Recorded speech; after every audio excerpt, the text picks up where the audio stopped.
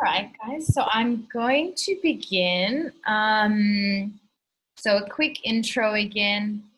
For those who missed it, I'm Cassandra. I'm a positive psychology and mindset coach. I specialize in relationships, and that's what we're going to be talking about now, breaking free from unhealthy relationship patterns. And I specifically work with empaths and highly sensitives. So let me know if you identify as an empath. Just put it in the chat and say me. And here I'd like to introduce Rim. Hey everyone, my name is Rim and I'm a holistic wellness coach. So with Cassandra, we are best friends, and yeah, she helped me in my personal life, and now we create things together. So I'm here to support all her work for relaxing to our body and bring acceptance and love into our life. So yeah, I'm going to be starting off the workshop, and then at some point Rim is going to step in and do a lovely meditation for all of you. And one reason we're doing this together is because we're hosting a retreat in Greece on the 20th of September. And yeah, this is a part of the retreat. Obviously, there's going to be 8 days. We're going to go way deeper. So I'm going to be sending you information about that when we're done, as well as information on my group coaching program that's also going to be on breaking free from unhealthy relationship patterns. I would like to request that everyone can bring the microphone on mute, and then just kindly unmute yourself if you'd like to ask a question. And yeah, so during certain parts of during the presentation, I'll ask if anybody has questions, and then at that point you can unmute and go ahead and ask. Also feel free to use the chat. I'll try juggle around through the windows. So if I don't see your question immediately, it's because I don't have the chat open. Alrighty, so I think we can begin. I'm just going to mute Joanne over here. Right. So I'm going to be sharing my screen. Just let me know if you can see it. One moment. So share screen.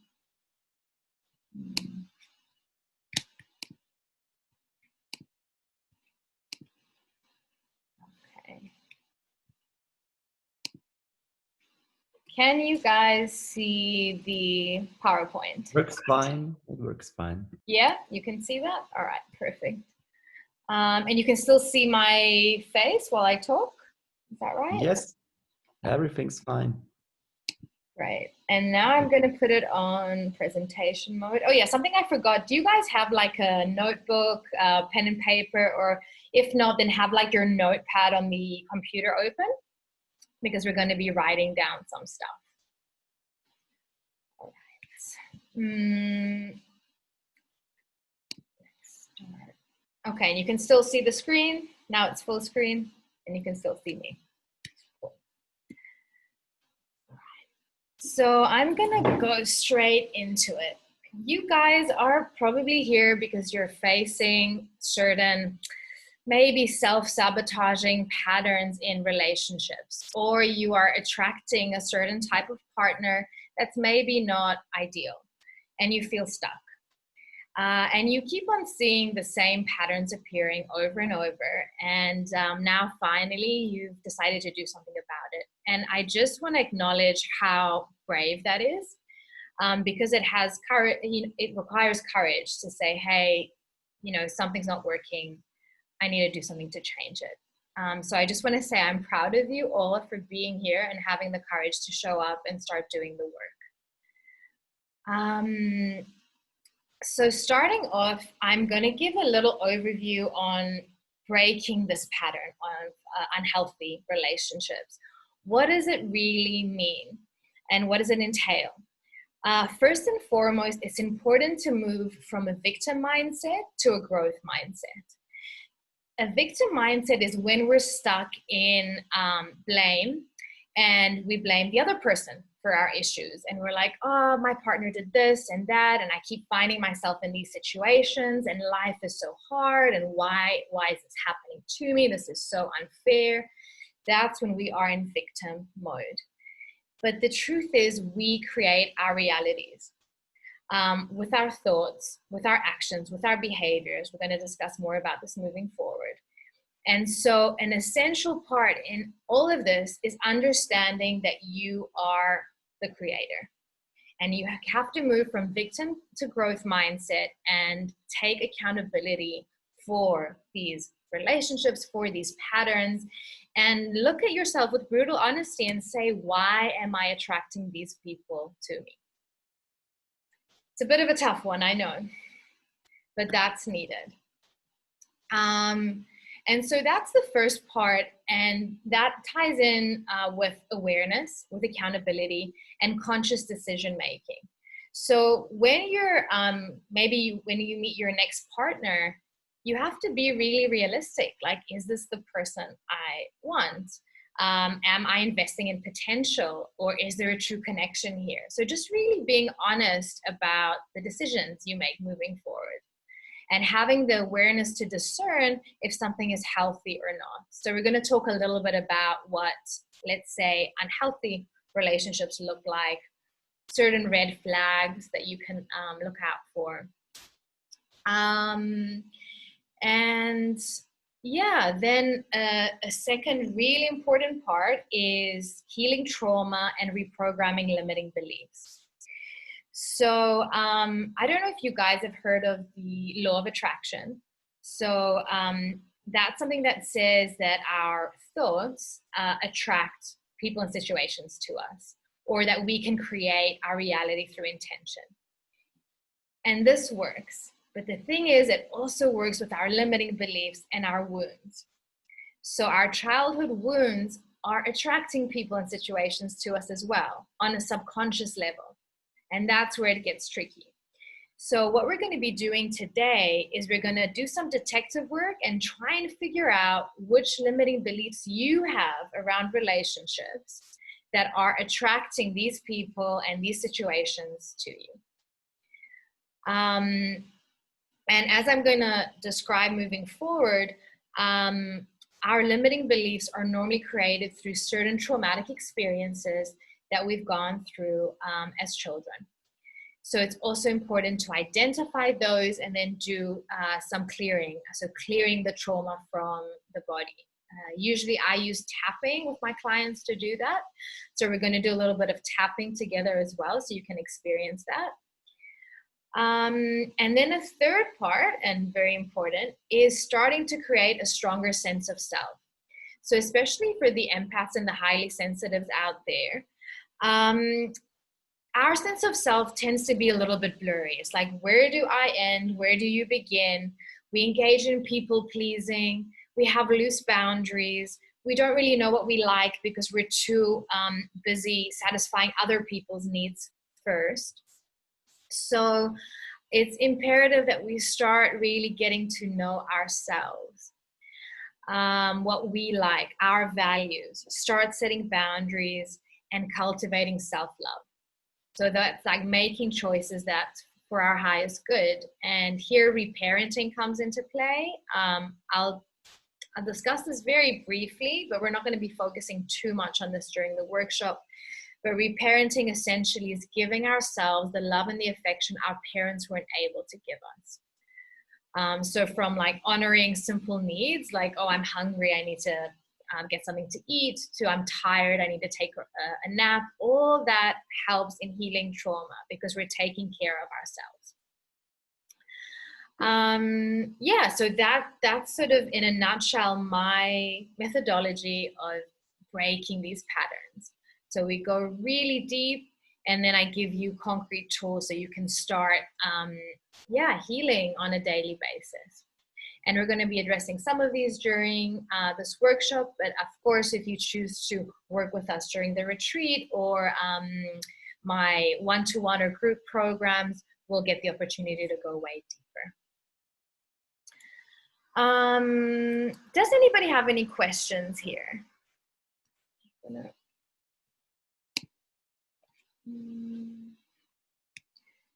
It's a bit hard. I'm not trying to like click in and out. All right. Just want to see the chat as well. Here's the chat. Okay. So if anybody has any questions, you can just unmute yourself, ask me the question, and then I will continue.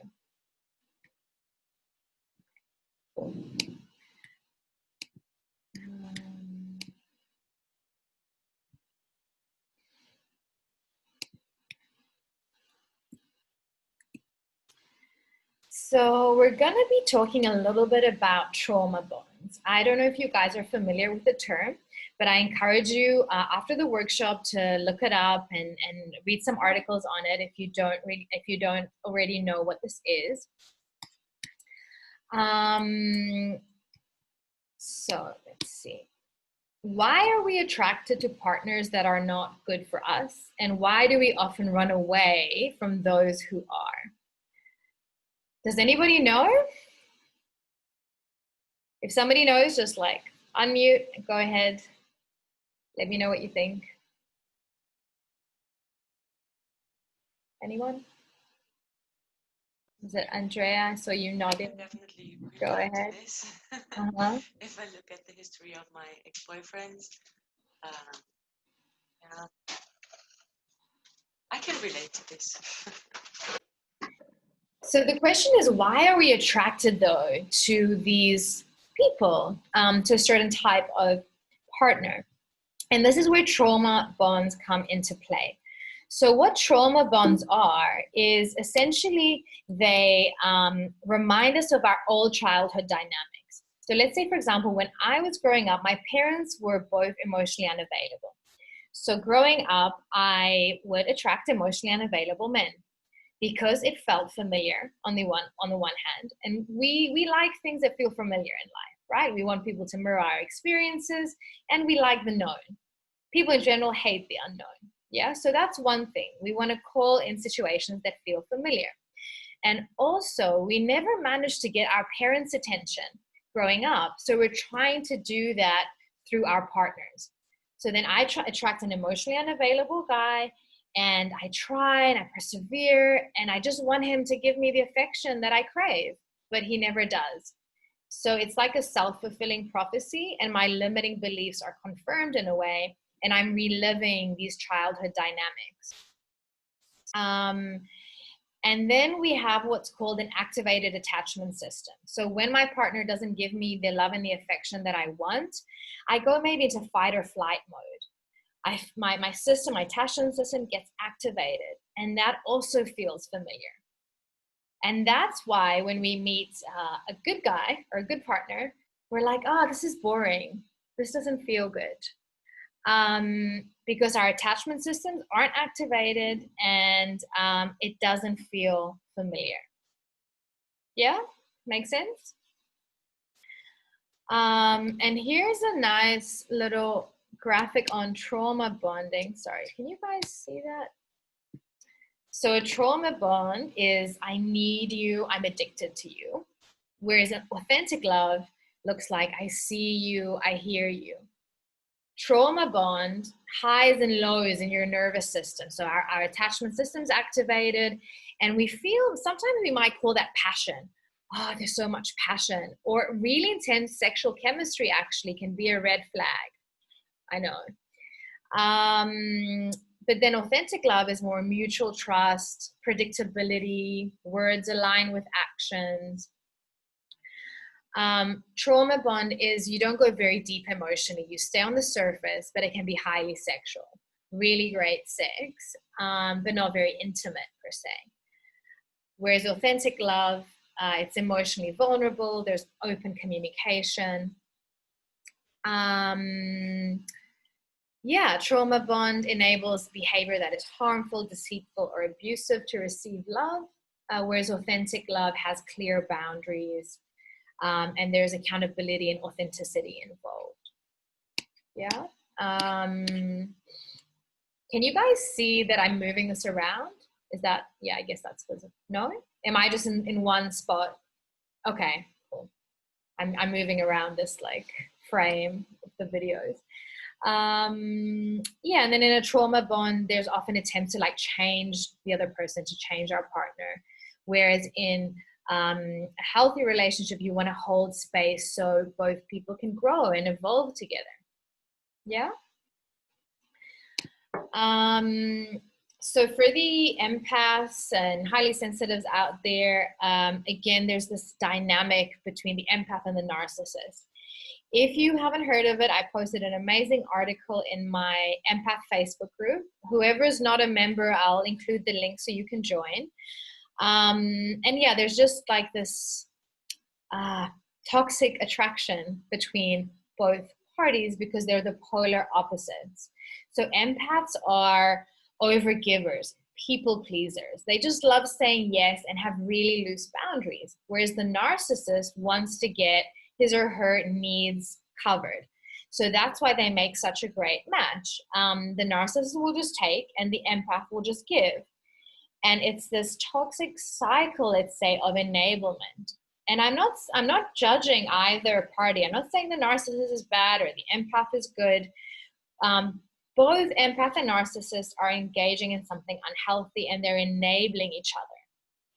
Because the empath puts no boundaries and the narcissist just continues taking because there are no boundaries in place.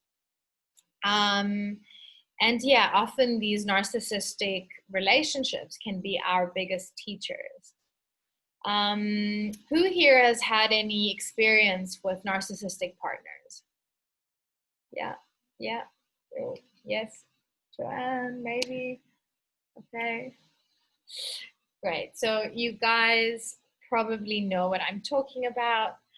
Really tough relationships, but also a lot of learning. So again, if you choose to move away from that like victim mindset and go into the growth mindset and say, okay, what is this relationship trying to teach me?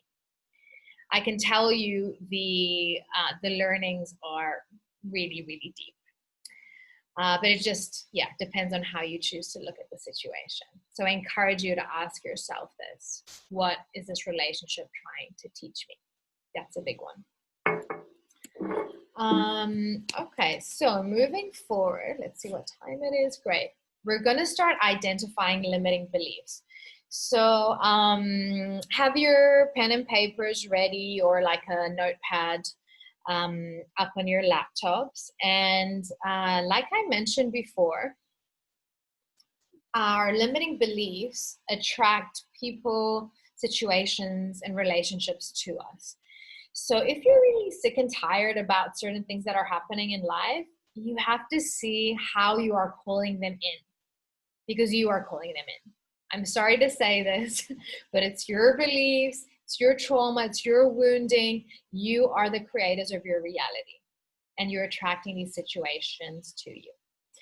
And that's why I like seeing relationships as sacred mirrors.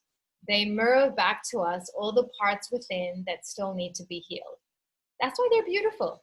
All these challenging, toxic relationships are actually a gift because they mirror back all these parts within that still need to be healed. Yeah, this quote was really transformational for me. I read it a couple years ago and I was like, damn, this is really true. So it's, don't blame a clown for acting like a clown. Ask yourself why you keep going to the circus. Heavy, right? Okay, so let's start doing that work now and asking ourselves this question. Why do we keep going to the circus?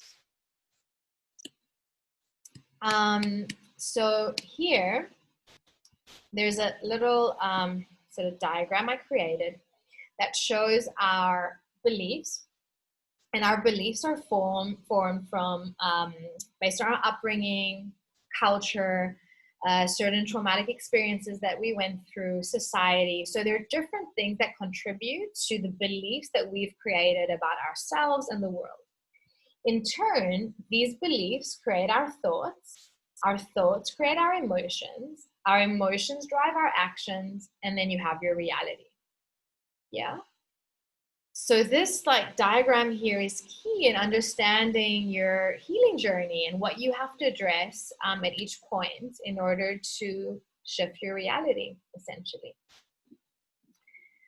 Let me show you an example. Let's say I have a belief of if I show my true self, I will be rejected. Yeah, so this is a limiting belief. Often these beliefs are even on our subconscious. We're not even conscious about them. But now during this workshop, we're going to try and identify some of these. Joanne, you put up your hand. Sorry, I just saw that now. Did you do that now, or it's a little bit new with Zoom? Okay. Well, I'll get back to you in 2 minutes, Joanne. And okay. So let's say the limiting belief, if I show my true self, I will be rejected. Then thoughts I might have that come from this limiting belief are, I'm not good enough, or Rim is so much better. I wish I was as beautiful as she is. Or, you know, we start comparing ourselves with other people, or we start dimming our lights because we feel that it's not safe to be our authentic selves. So we have this belief, we think certain thoughts that come from the belief, and then we have corresponding emotions, like maybe feeling sad or small or timid, not allowing our true selves to shine. And then our actions also follow this, and we keep on wearing a mask. Maybe we keep a distance from other people. We don't open up. We stay like on a superficial, safe level with others. And then in turn, our reality is filled, let's say, with relationships where there's no deep connection, and we attract maybe emotionally unavailable partners. So can you see how everything stems initially from our beliefs? Yeah? So now let's go on to identifying your beliefs. I can offer, so if you guys are stuck somewhere, just let me know and I can coach you a little bit. So the question here is there a pattern you have identified regarding relationships? So I would like you to look at your and your partner's behaviors. And how do you usually feel in these relationships? What is your role? Yeah, so even if you've had just one relationship, you can look at that. If you've had multiple, you can try and identify patterns in these various, let's say, unhealthy relationships that you've had. Or maybe you haven't even had a long-term relationship yet. So you can really truly look at your behaviors and the way you are self-sabotaging yourself. So we want to look at certain repeating patterns in our behavior, in our partner's behaviors, and how we feel in our relationships. I'll give you my example. So I used to attract partners who were emotionally unavailable and did not treat me with respect. I felt like I was constantly walking on eggshells, and I had to work hard to fix the relationship. I felt like I was giving so much, but I wasn't getting anything in return. I was the victim, the martyr, and I was waiting for better days to come while really hurting and suffering. So this is my sort of, let's say, reflection on repeating patterns. So I want you to write something similar, patterns that you identify in your life. Behaviors, how you feel. And if you're feeling stuck, just ask me and I'll coach you a little bit to help you create, let's say, this, to identify, let's say, this story, this narrative. Is it clear for everyone?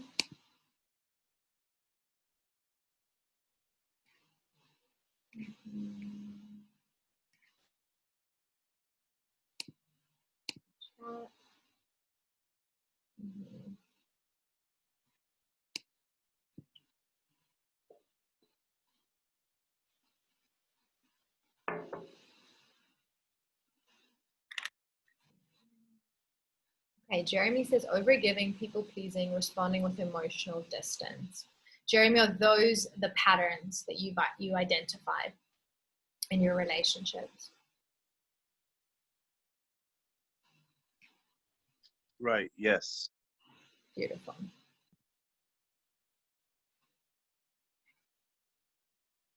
So I'm going to give everyone a little bit of time to do this as well. And then we're going to go to the next step.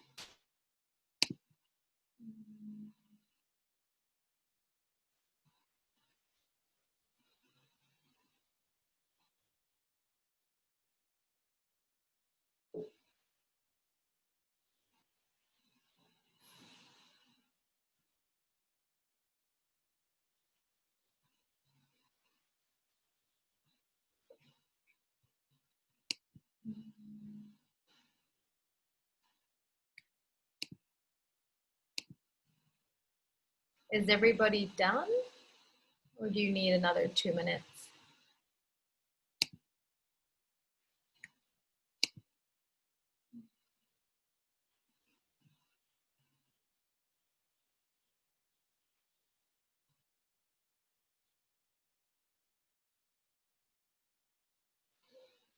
Trent says, overcompensating, going out of my boundaries to please or soothe my partner, feeling greatly overwhelmed when I feel I'm on the receiving end of a cold shoulder. Beautiful. And if you guys want, feel free to share yours in the chat as well. It's optional, of course. Okay. Does anybody need more time? Yes. Okay. You can have more time, Barry. I do that. Yeah.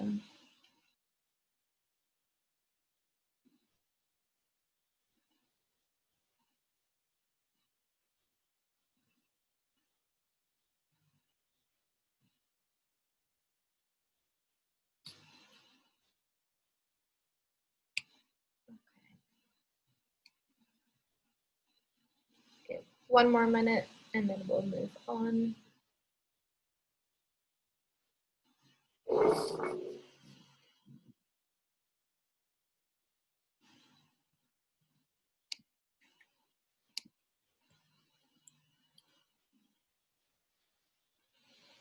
Okay, so now we want to take these patterns that we have identified, and I want you to reflect on what beliefs do you need to have about yourself, the world, and relationships to have engaged in these patterns or attracted these people to you.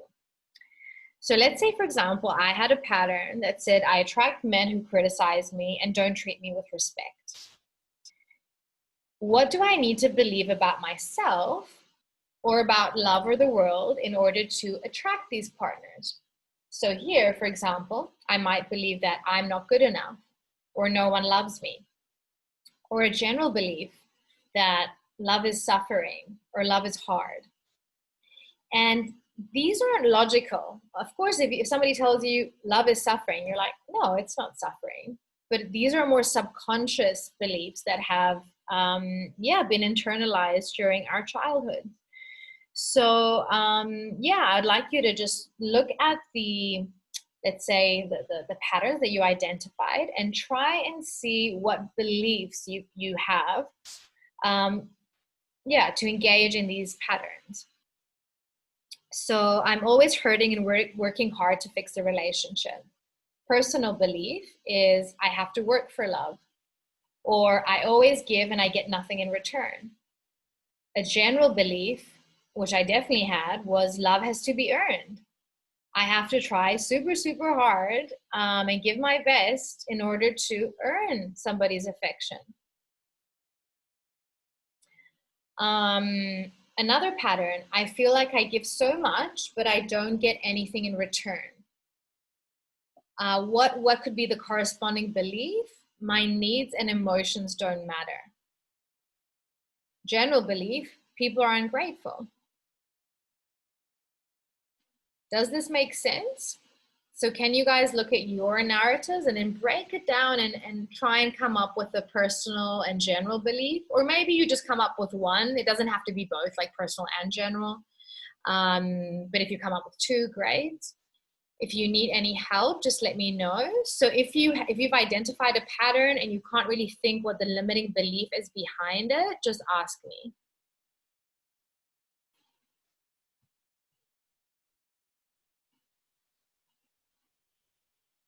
So I'm going to give you some time now to create these beliefs.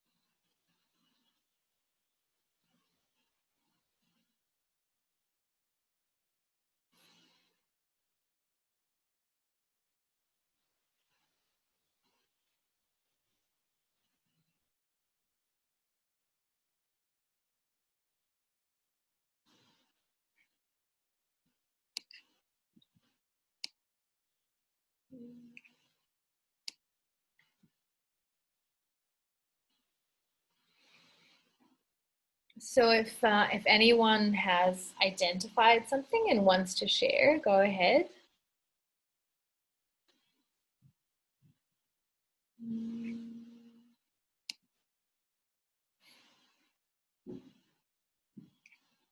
All right, I can go. Okay, Jeremy, go ahead.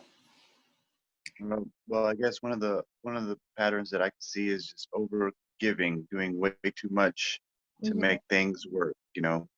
I guess the personal belief that could lead to that would be, well, I give to get.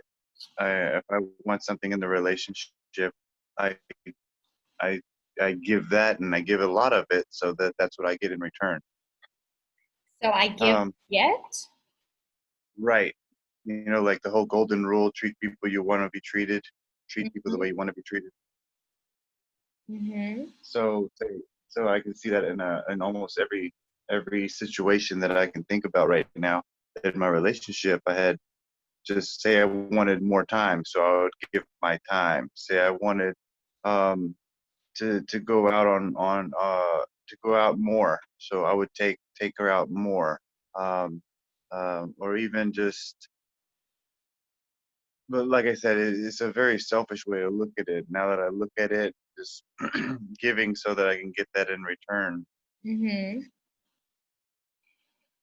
Okay, so there's also like maybe a bit of love has to be earned type of thing underneath that belief, huh? Right. Okay, and that you have to act in a certain way in order to be loved? Well, that's generally what I always thought about, was that if I wanted something in a relationship, that's what I would have to give. It could be physical, it could be monetary, it could be spiritual. But at the same time, it's really feels like I'm just giving more and more, expecting something that I'm never going to get. Yeah. And then when these expectations aren't met, how do you feel? Oh, that's when I withdraw. Once I once I never receive what I think I deserve, I withdraw completely. I'll completely shut down emotionally, and that's kind of when problems. I want to say that's when the problems start, but I don't think that's the problem. I think the problem is way before, is expecting way too much. Okay. I noticed you said something, I don't receive what I deserve. So that you could also maybe jot that one down. I think intuitively there's some limiting belief there as well. So just like a belief, I don't receive what I deserve. And that becomes a self-fulfilling prophecy. Does that make sense? Right. Yes, it makes sense. Yeah. So I would jot that one down as well. So you see, guys, obviously when there's like a coaching going on, it's way easier to identify these beliefs, but you can do a lot of this work by yourself as well. Is there anybody else that wants to share, and then we can move on, so we don't have tons of time? Thank you, Jeremy, for sharing. Well, thank you for listening and helping out. Yeah.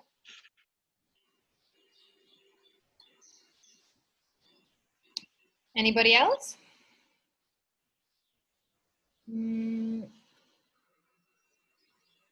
So Dario, you mentioned that you feel attracted to partners with a tough background and you feel like they're more intense.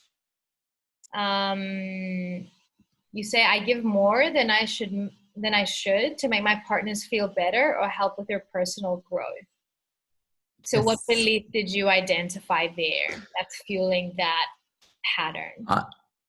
I thought the second and the third belief were really, really fitting. And I think especially the second one, second one was the one with I give more than I get and I deserve to get something back, something like that. This is really, really fitting for me. I give more than I get. Yeah. And I found these two were touching my heart. I was reading them and this was like, I could feel that they are giving me there's some emotional binding to them, definitely. Yeah. That's another really good way to identify if a limiting belief is true, like feeling your body. And then if you feel certain emotions coming up, even though maybe logically you're like, oh, this doesn't make sense, but then your body's reacting to the belief, then you know it rings true on a deeper level. So yeah, well done for noticing that. That's definitely true for that too. Definitely. They were hurting me in the moment I was reading them. So I give more than I get.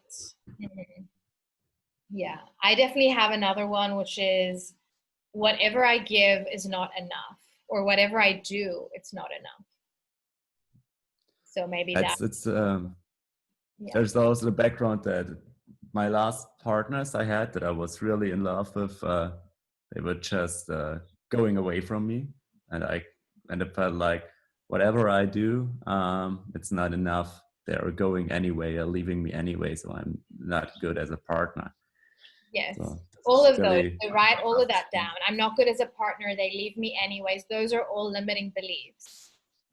And the more you believe them, the more it will continue to happen, because it's a self-fulfilling prophecy. You will attract people that continue to leave you, or don't appreciate you, or don't meet you where you want to be met. Yeah. And what about the partners with a tough background? They feel like they're more intense. So I feel there's some limiting belief there around what love feels like. Yeah, maybe. I think it's more my lifestyle. I don't know. It's I feel like if someone is going through a lot of stuff, they don't have seen enough of life, or often they are just taking the short way and the boring way, and they're just doing their so I feel like partners that have been through a lot, they got more intense and they know what they're doing because they had to fight for the things they are having in their life now. Yeah.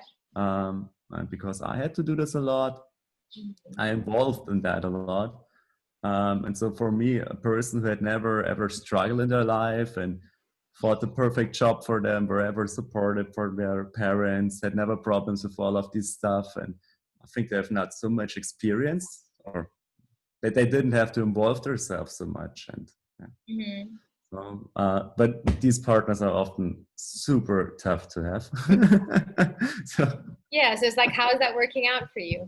And again, it's limiting, because I mean, I agree, challenging experiences really help us to grow, but then you're sort of blocking out any other connections you might have with maybe somebody that hasn't had such an intense life based on your perception. So yeah, you're limiting yourself again to a specific type of person.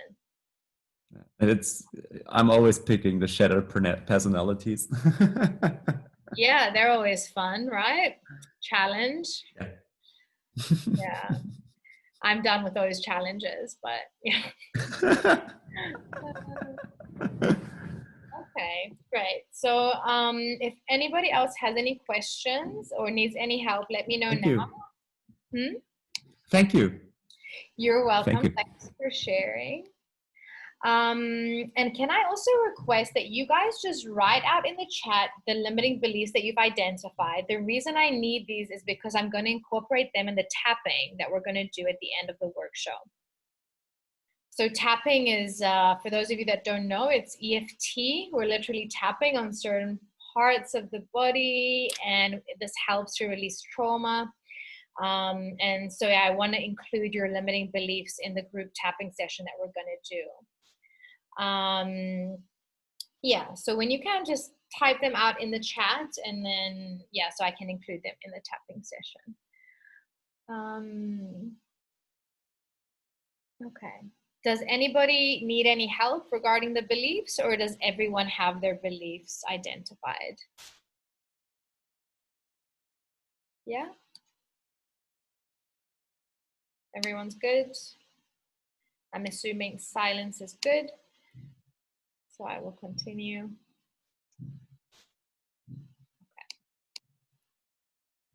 Okay. So what fears do you have around relationships? This can also be a good indication of limiting beliefs in core wounding. So for example, let's say I'm afraid that when I come too close to someone, they will abandon me. That's a fear of abandonment. Or actually, sorry, take it the other way. If you know that you have a fear of abandonment, what does that limiting belief look like? Let's say I fear loneliness, then maybe I have a belief that says I won't find someone I really like and I'll end up alone my whole life. So looking at the fears we have can also be a good, like piece of the puzzle to identify extra limiting beliefs that we have around relationships and love. Let me just check the chat. Okay, great. Thank you guys for sending the beliefs over.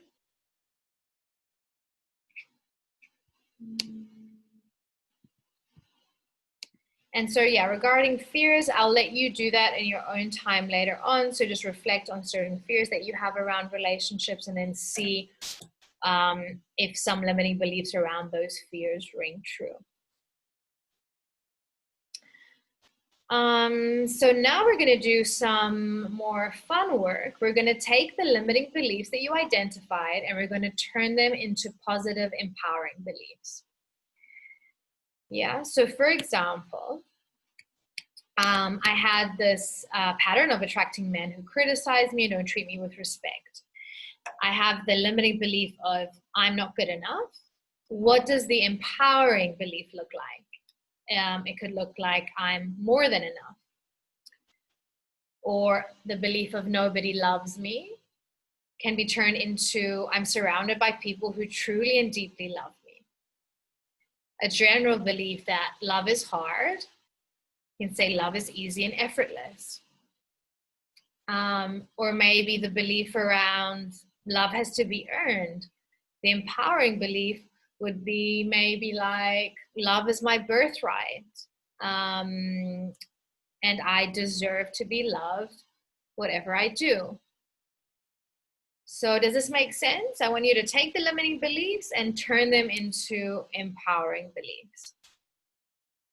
And essentially, this is the transition that you have to make. So your limiting beliefs are attracting these people to you. They're fueling these patterns. So you want to heal the trauma behind those beliefs, start rewiring them, and get to a point where you internalize the empowering beliefs. That's essentially the process of healing this pattern. Let's see. Here I've got some more examples that you guys can look at with the turnaround.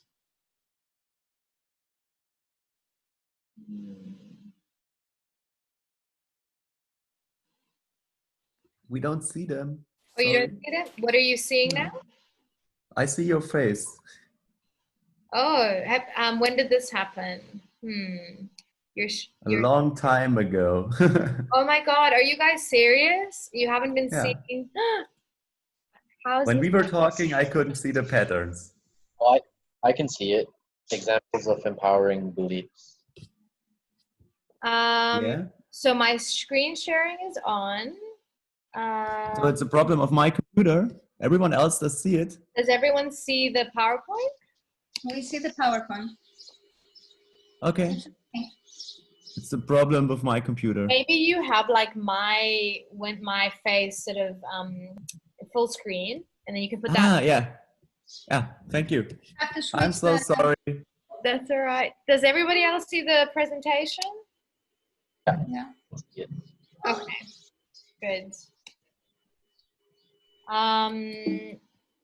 Okay, well, good for you, Dario, that you followed regardless. I guess I explained it okay then.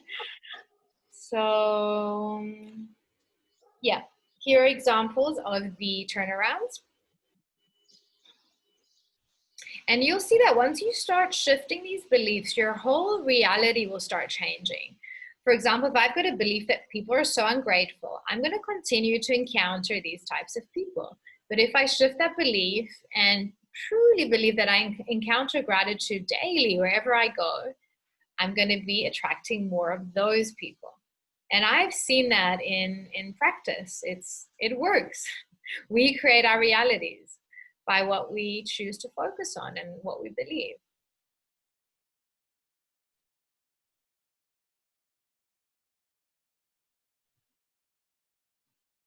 Okay, so I'll give you a little bit of time to turn around the limiting beliefs into empowering ones. And if you haven't already sent me your limiting beliefs on the chat, please do so.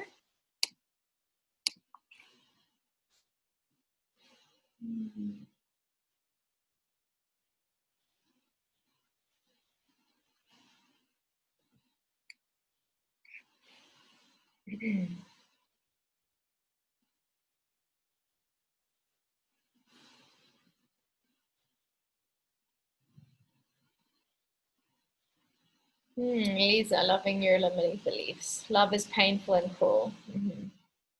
I am invisible.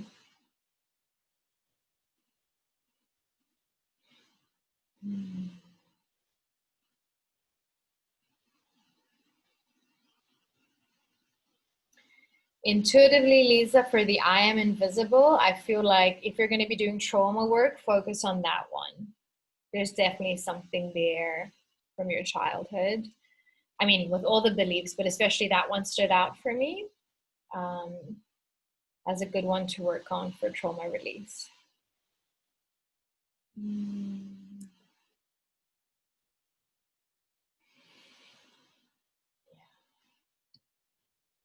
Great work, guys. These beliefs are really good. So you've definitely gotten the idea.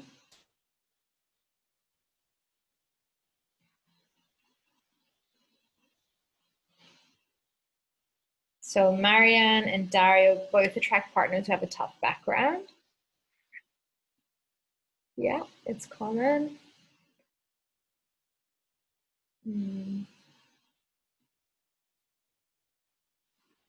Okay. Does anybody want to share their turnaround of like one or two beliefs?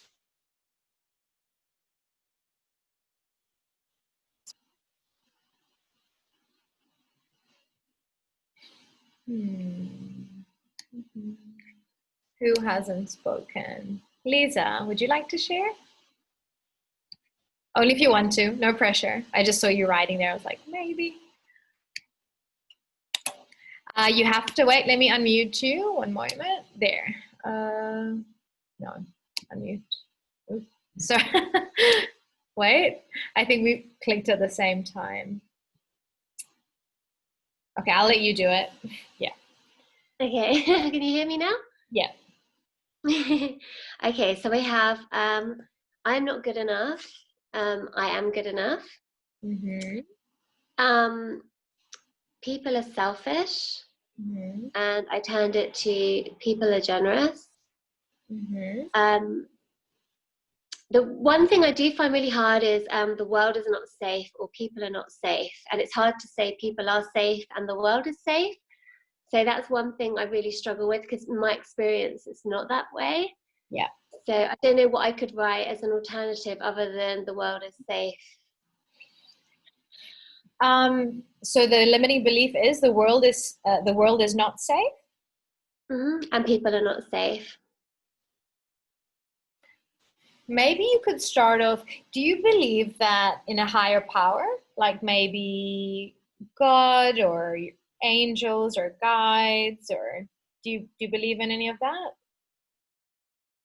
I'm trying to. So one way to turn that around might be, I trust that I'm always safe and supported. So you're leaving it a little bit more general, and that the universe or God or whoever, whatever label you want to put on it, is supporting you in some way.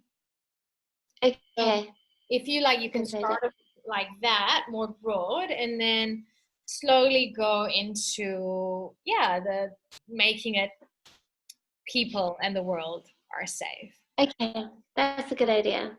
Yeah. So that's one way. And the fact that you when you say it, your body's rejecting it, that's a good sign. That it's a good one to work on.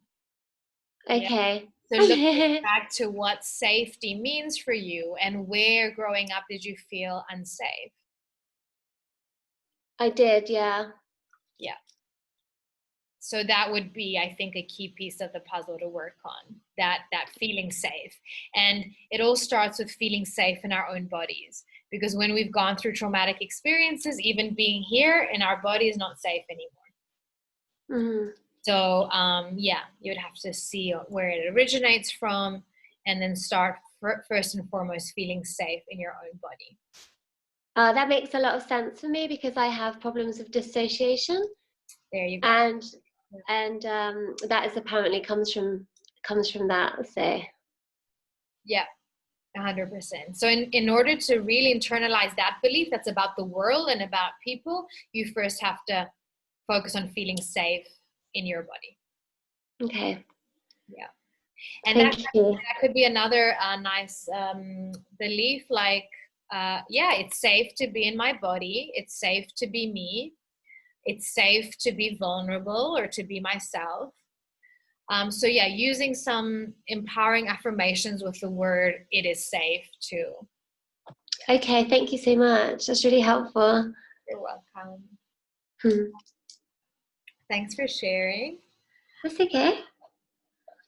Anybody else wants to share, or should I move on?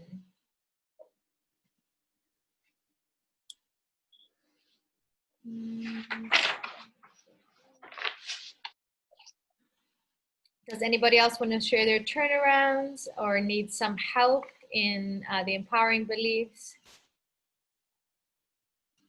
Alrighty. Okay. So we're going to look at certain ways that you can start reprogramming these beliefs shortly.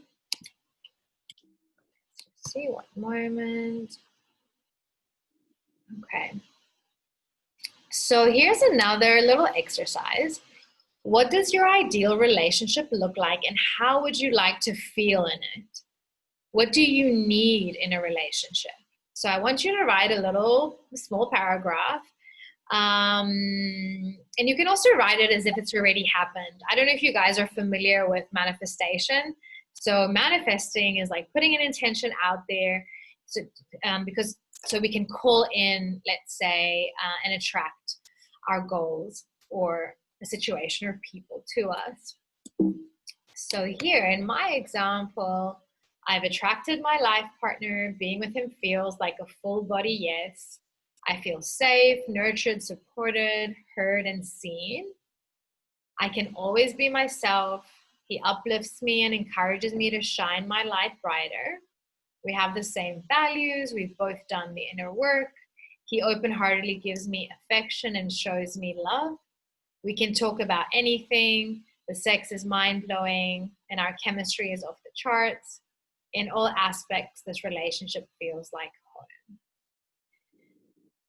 home. So this is an interesting exercise also because as you probably have noticed by answering the previous questions, our roadmap of love can often be a bit off.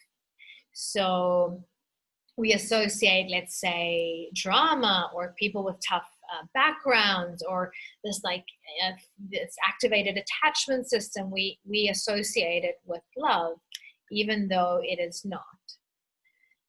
So this is a good exercise to start like redefining what love looks like in a way and what you want from a future relationship or even a current relationship. Maybe you already are in a relationship and you want to improve it. What does that look like? And then you can use this as a compass, let's say, to start calling in what you want. And when you do meet somebody new, you can be like, okay, is this in line or not? So yeah, go ahead and write that out.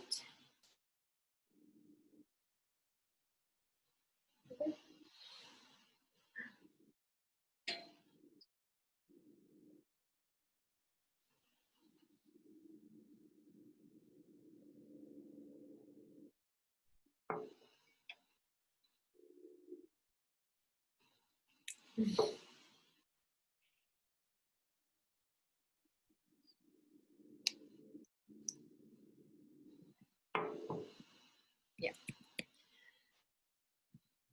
You do it.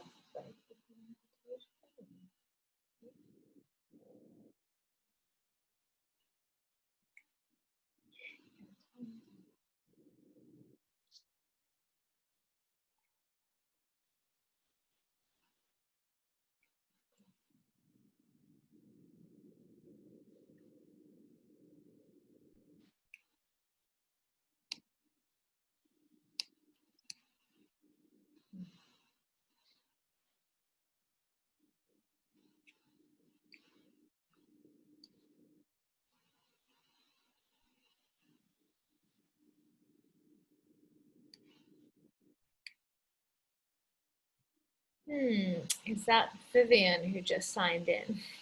Hello.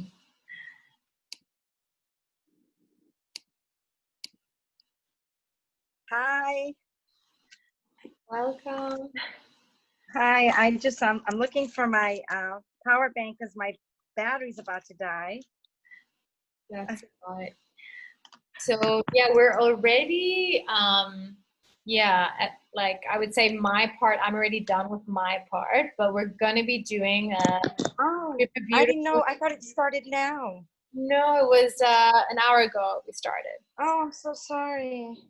Okay, but I'll be sending over the replay, but you can still stay because the next part is with Rim, and she's going to be doing this beautiful healing meditation, and then I'm going to be doing some tapping. So the next two parts are actually separate in a way. So you can stay tuned in. Okay, thank you. Let me see. Did I put on my camera? Oh, okay, now I did. Okay. Hi. Okay. Hi. I'm in Greece. In Look Greece. at the sea. Lovely. Oh, I can't. Yeah, the camera's off again. Can't imagine. Did you see it? No, it's off now. The camera. Oh, it's off? Yeah. Okay. Here you go. See? Ah, gorgeous. Thanks. Nice. Yeah, to be there soon. So, should I just stay on then? Yeah, sure. Stay Okay. on. If you like, you can mute your mic, and then if you have any questions later on, you can unmute yourself and go ahead and ask. Okay, perfect. All right.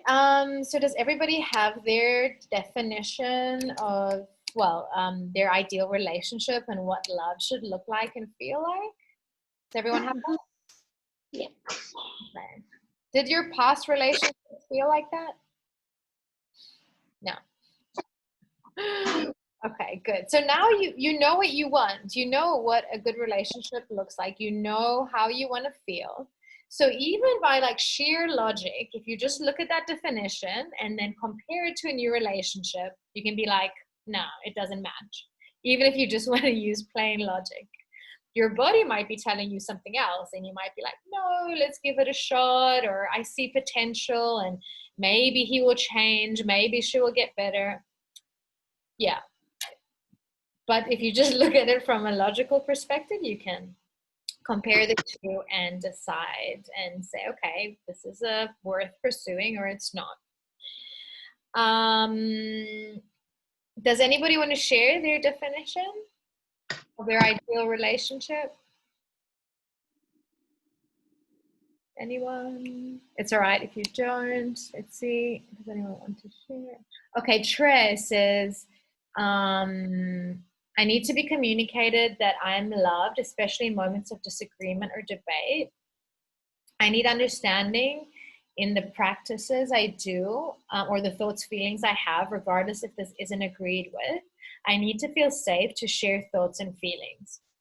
Beautiful. I think this is really, really important.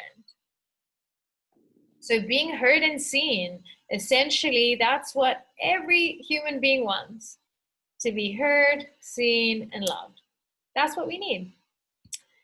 Yeah.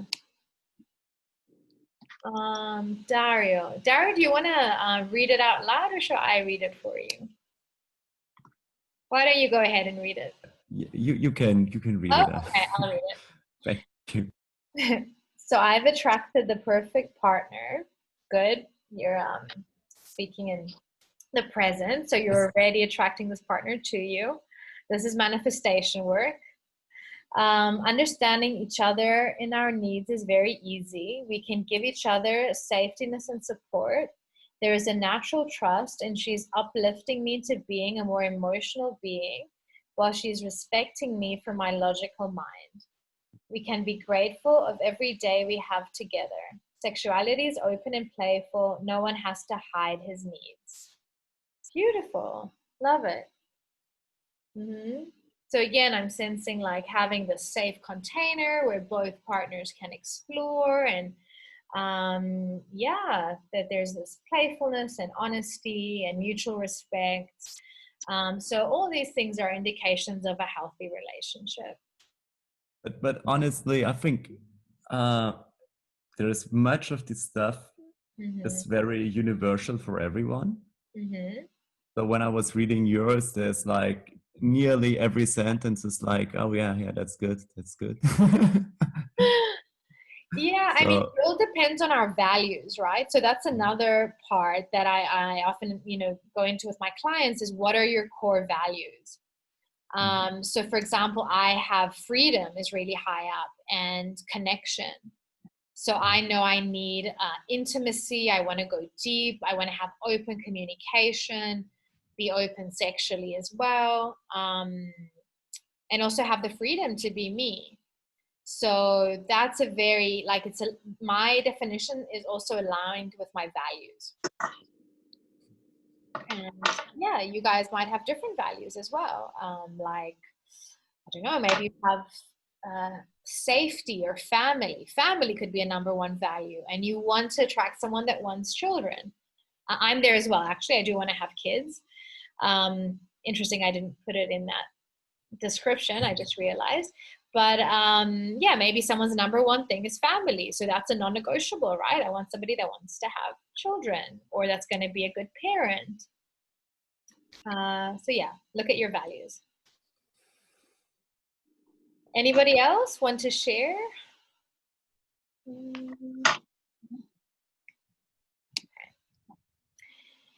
And so we will go on to the last bit here on my end, and then Rim's going to take over. Well, actually, I'm going to be closing with the tapping session, but after this, we're going to have Rim's meditation. So finally, what beliefs do you need to have in order to attract this beautiful relationship into your life? What do you need to believe about love, about the world, and most importantly, about yourself to call this in? So you want to add this to the empowering beliefs list.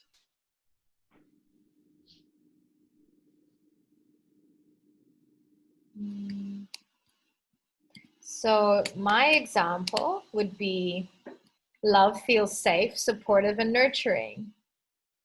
Love is uplifting. It's easy to find someone I'm compatible with. That's a big one, actually. A lot of people are like, oh, it's so hard to find someone that you connect with. Again, you're limiting yourselves by saying that. Maybe another belief, the men I meet are ready to commit and have all done inner work. Yeah. Chemistry and amazing sex are a given. Also possible. Our thoughts create our realities.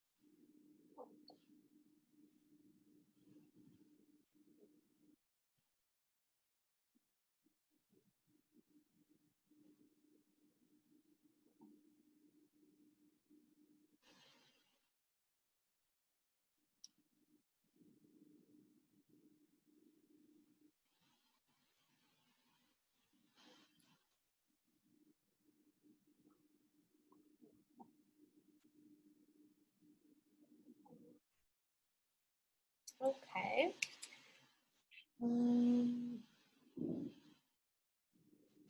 If anyone wants to share a couple in the chat, feel free.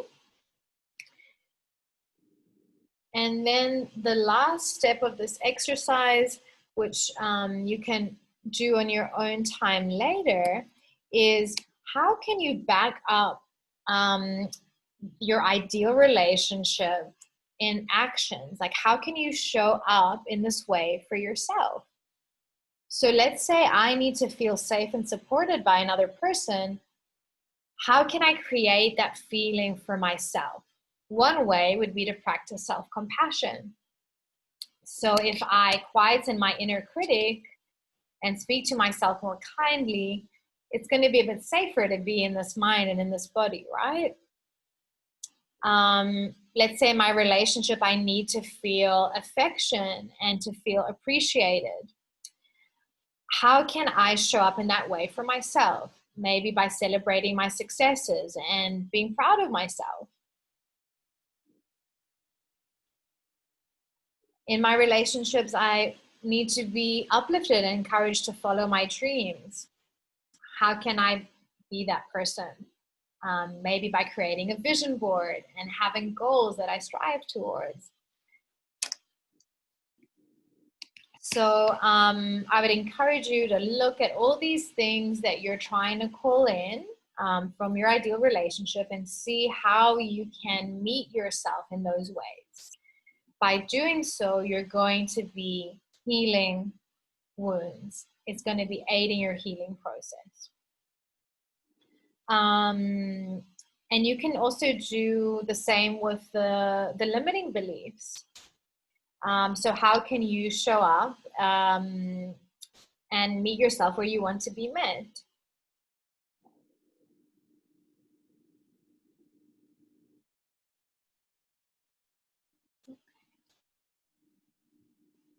So I'm going to be sending the replay, and for you guys that attended, I will, or actually I think no, also for everyone, I'll send the presentation as well. So you can just run through the slides and then you can go through these points at your own time and then maybe like fill out certain things that you maybe didn't have the time to fill out right now.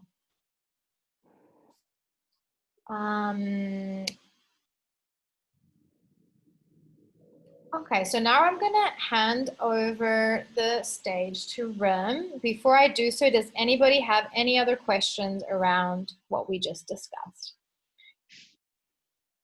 Is it all clear? The steps of healing, what needs to be done in order to break free from these patterns? Is that clear for everyone? Okay, beautiful. And as I mentioned, obviously clearing the trauma from the body, that's it's easier to do that with a practitioner. Like I mentioned, I use tapping to do trauma release. There are other modalities as well. So if you want to do deep work, which I definitely recommend, because otherwise you're going to be addressing things on a surface level, try and find someone that you connect with and do some trauma release work. That's really going to help you on your healing journeys. Because if you're just addressing things on a cognitive level and trying to take certain actions and so on, it helps, but you're still putting like a band-aid on the wound. You're not addressing the core issue. So definitely combine it with trauma work, and that's my approach with my clients. I look at mind, body, and spirit so that we can get like really deep, concrete results. So yeah, that's my advice to you. All right, so no questions? Anybody? Is everybody good? Is it all clear? Yeah, perfect. So please put your mic on mute. I'm gonna mute Lisa. Is anybody else not on mute? And if you like, we can have a quick 2-3 minute break if you guys wanna use the bathroom. And then Rim is gonna do, how long is the meditation? 20 to 30 minutes, but I really invite you to find the most comfortable seat. And for those who are not putting the camera on, if you could put it on, it's gonna help me into a little bit connecting to your body and guiding you into the relaxation part. Yeah. If you don't do it's also okay. Only if you feel comfortable, you can turn on the video. What's that? Okay, so do you guys want to take a 2-3 minute break? Yeah, do you want to take a couple of minutes, go to the toilet, stretch a bit? We can turn that. Stop share.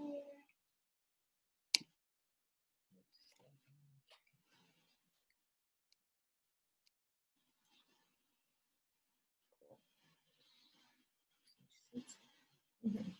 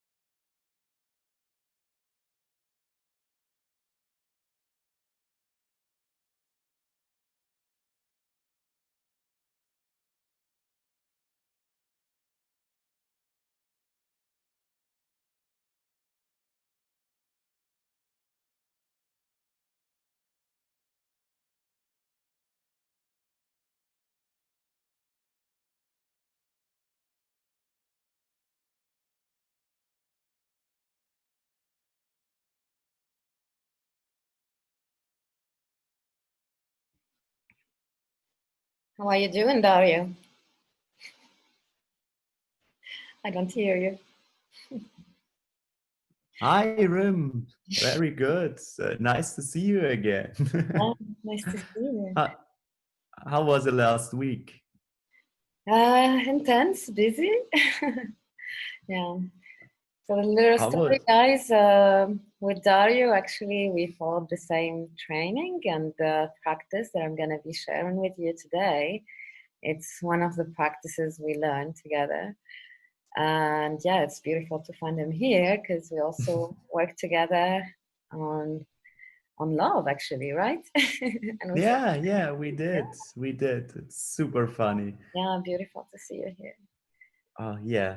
And this is it's such a powerful work, and I really loved the workshop till now. It was really, really good.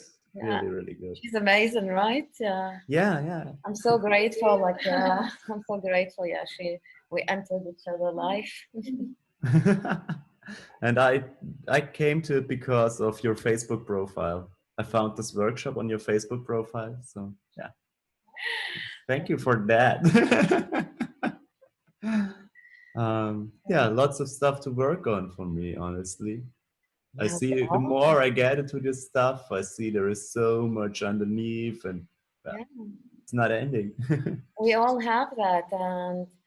And the story I'm going to share what Nishan, our teacher, repeated to us to have in mind the iceberg image. And that's like a beautiful image to see, because the thing with the iceberg, you see the immersion part, and you're like, okay, I'm aware of this, I'm practicing this and that. And it feels so good when you see some improvement, things shifting. But then, like, sometimes, like, there is a situation, someone enters your life, there's something happening, you're like, it's again coming back. Or, like, sometimes it feels like, oh, it's not working. The truth is, it's really like an iceberg. You take off a small part, and there is that release, there is this, like, easiness, there is this, like, oh, I'm getting there. But, like, at a certain point, for the balance of the iceberg, another part comes out. Sometimes it's the same story or the same, let's say, belief or a part of our personality, and sometimes, yeah, it's a different one. So it's all about having that in mind and practice kindness toward ourselves. It's a journey, and the more we connect to self-love and acceptance and be gentle, what we look for others to give us, start little by little giving ourselves that. This is how we're trying our best to do. Okay, so I see the ones with the camera on are back. I don't know for the others. I'm gonna suppose that you're here, guys. And so the practice we're gonna do today. Hello, Yvonne. Oh, so the practice we're gonna be doing is called it's called Feel, Ground, Love Practice. So we are saying that I'm gonna be guiding you through a meditation, but really, guys, since I learned this practice, I'm catching myself, like, throughout my day doing it. And I'm gonna explain why. Especially if you're an empath or a high sensitive person, you grow up with looking outside for how to act, react, behave. And more we go through that, we disconnect from the body and the feelings. And sometimes you just, like, how to say, you're just aware when actually there is a reaction or, like, something already happened. And the whole story of this feel, ground, love practice is to get back to the body and not the mind, because that's the thing. We go through life with, like, let's analyze the situation. Let's see how I can adjust myself. Okay? So there are 3 parts. You're gonna see how I will guide you through them. And I'm gonna invite you all along this practice as much as you can to keep your mouth open. I'm gonna breathe in and out through the mouth. So breathing through the nose, for those who do pranayamas, breathing technique, it's great for other stuff, for, like, bringing focus. But here we want to really be allowing the breath to get in and out, allowing the body to soften. Okay? And I'm going to show you just before you start closing your eyes, there will be some moments I'm going to be saying, okay, we're going to take a deep inhalation, bringing the arms up, and exhaling with the side. And I want you really to drop without control the most you can, as much as you can. We're going to do it, like, a few times. So now I'm just showing it. You bring your arms as much as you want, but try as much as you can to really forward fold, to bring that awareness down and not the mind, okay? So slowly take your comfortable seat. If you can keep your feet on the ground, do so. And if not, it's okay. You're gonna bring the awareness to the buttocks, but I want you to sit as much as possible comfortable. Relax your hands where it feels good. There is no tension, extension, nowhere. Now we're gonna slowly soften our eyes. Let the eyelids close. Keep the mouth open. Inhaling all the way down to the belly without any effort, letting the breath get out of the body. Try as much as you can to bring the breath all the way down. And exhale, relaxing. Start taking some breath, taking the arms all the way up.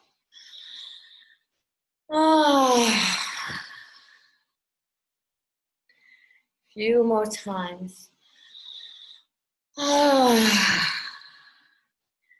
Soften the head. Soften the forehead. Soften the jaw. Soften the neck.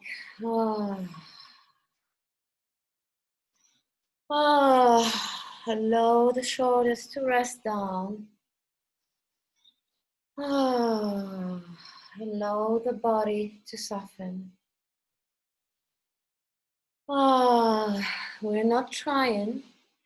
In trying, we are actually bringing stress and constriction in the body. This is allowing, this is softening, this is opening the body to allow life, the life force, the breath, to get in and out effortless.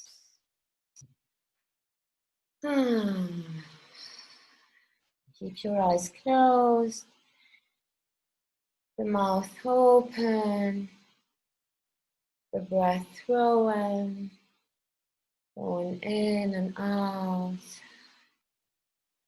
And I want you to start asking yourself, how do I feel right now? You can whisper it on your lips, softly. How do I feel right now?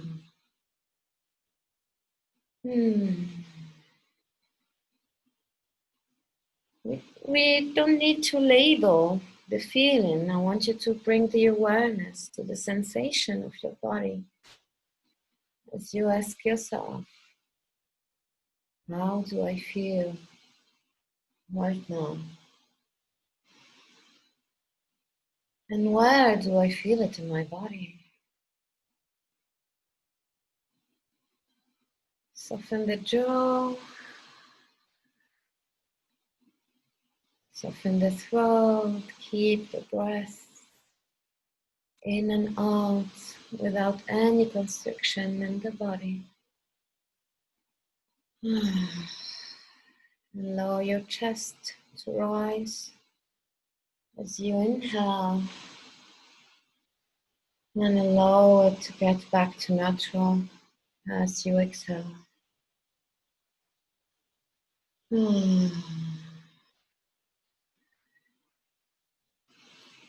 If you feel more than one feeling arising, I want you to gently set your awareness to one feeling you want to work on right now. How do I feel right now? Where do I feel it in my body?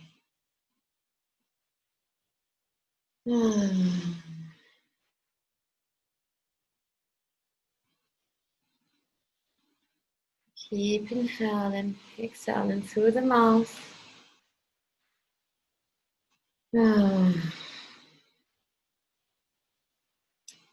through the mouth can allow us to release naturally what is in the body.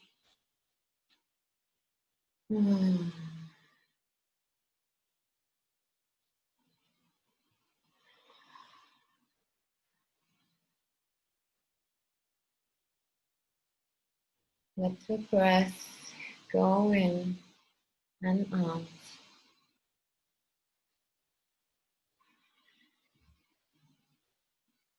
Below the jaw, the base of the skull, to soften and relax. Oh.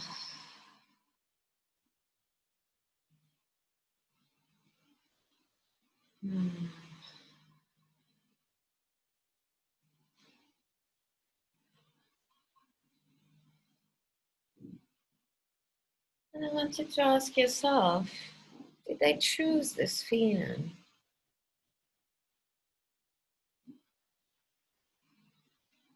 Did I choose this feeling in my body?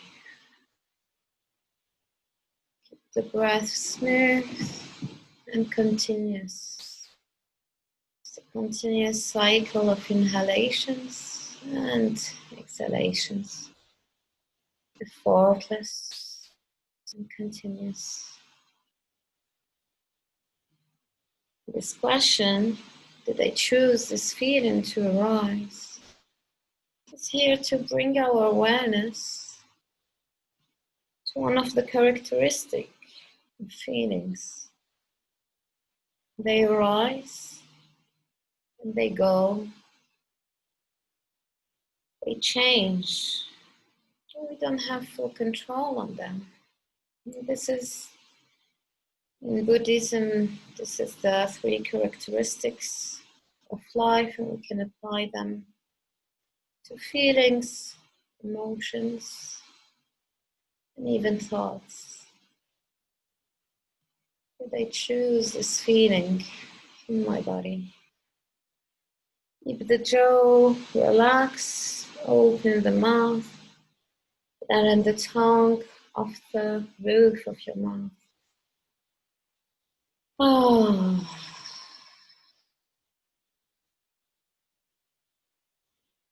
Allow your body to soften as you inhale and exhale.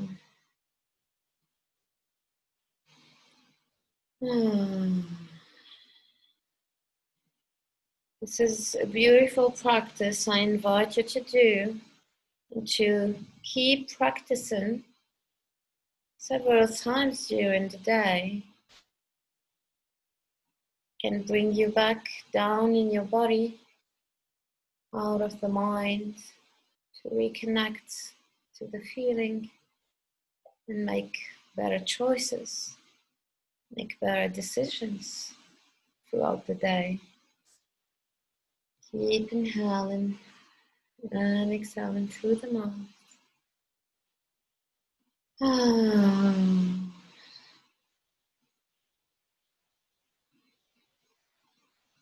A few times you can inhale, bring the arms up and drop them down without control. We're not trying. We are allowing. We are allowing the breath to bring easiness in our body, to bring acceptance to what is.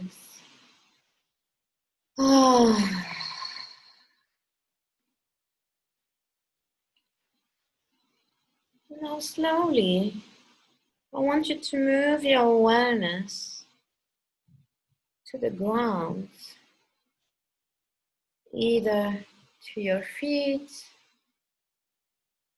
or to your buttocks, the root chakra, any part that is pressing down. I want you to bring your awareness to the ground, which help us to naturally let go of tensions. Bring an awareness to the ground can help us getting back to the support that we're having from Earth. I want you to set your attention and awareness in your buttocks or feet for a few minutes, keeping on inhaling through the mouth and exhaling through the mouth. And anytime you find your mind wandering, I want you to recognize that, to relax. That's the nature of the mind. The mind naturally wanders right and left. The whole story is how much attention we are giving it. So for this practice we're doing, I want you, as soon as you're aware of a thought rising, to recognize that, to relax. Because every time a thought rises in our head, there is actually tension in the body that arises, tension around the head, the neck. So I want you, if you find any thought coming up, relax, recognize that, bring back your awareness to the ground, and rejoice with the feeling of the ground, the feeling of that support.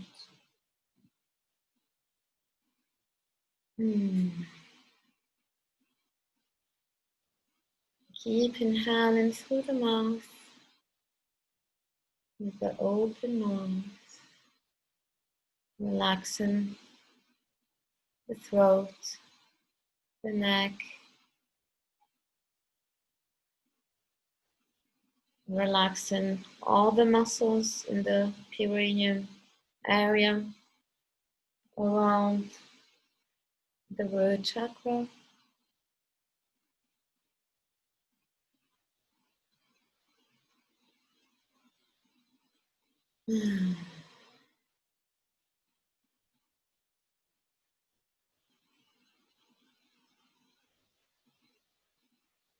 Keep breathing through the mouth,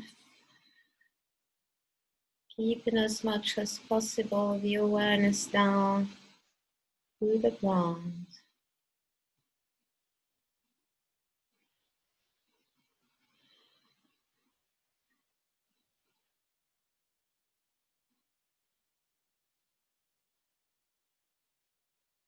Practicing grounding is also a great way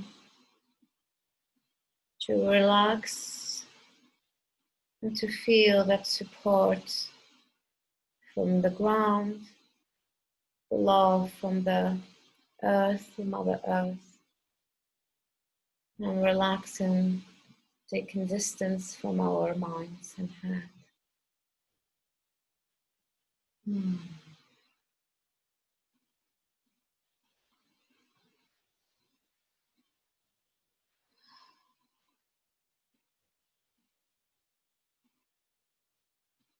As you're resting your awareness down your root chakra or your feet,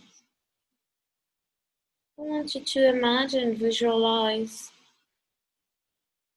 a small kitten, a little puppy, or maybe a little baby for whom you feel unconditional love. I want you to visualize the little puppy or little kitten either resting in your laps or around your chest area.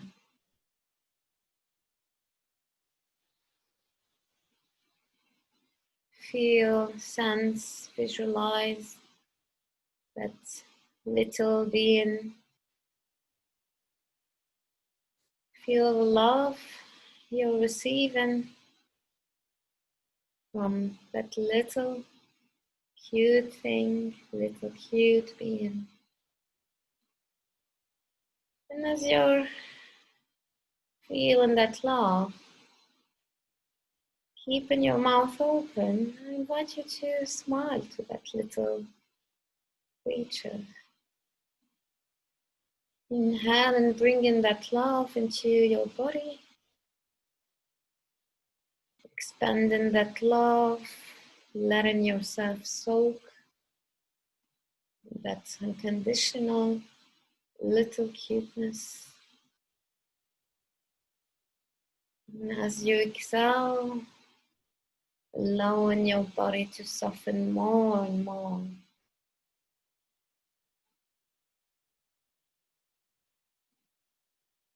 We're not trying to receive love. We are allowing ourselves to relax into love.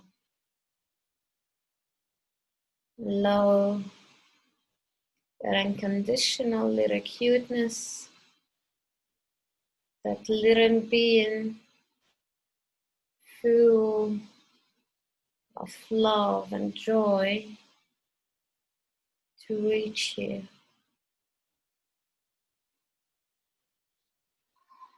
Keep inhaling through the mouth, exhaling your inch by inch, cell by cell, soaking into that love. There is no trying here. It is through surrendering into that love and cuteness. And as you're smiling to that little being, I want you to whisper on your lips, may I be happy just as I am. Bring a little smile on your face. It can feel awkward to smile with an open mouth. Keep the breathing with the open mouth. Relaxing your body. And reflecting and whispering, may I be happy just as I am.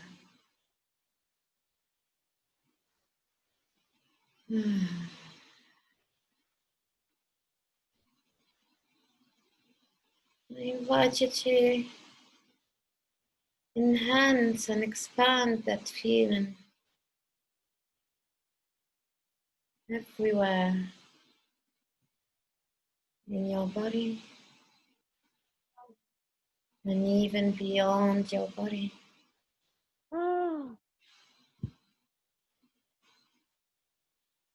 Expand that love, expand that acceptance. May I be happy just as I am.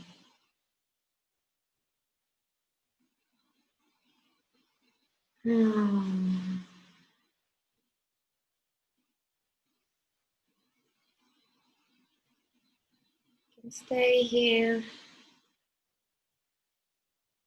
for a few minutes. And anytime you find your mind wandering, just recognize it. Relax, relax. Allow the body to relax. And reconnect to that unconditional love.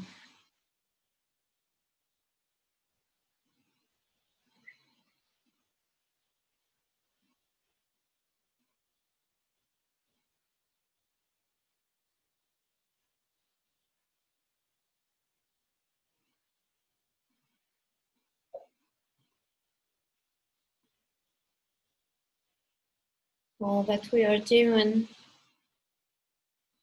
is to practice and cultivate acceptance and recognize